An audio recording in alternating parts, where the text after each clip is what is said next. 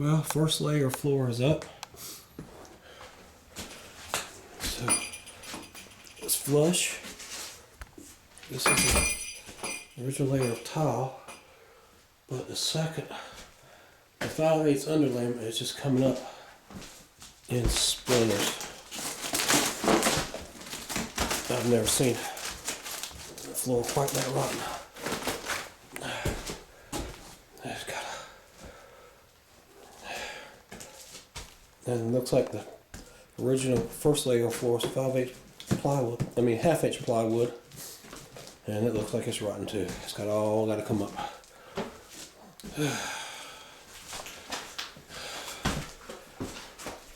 My goodness, it's coming up in sheets and splinters.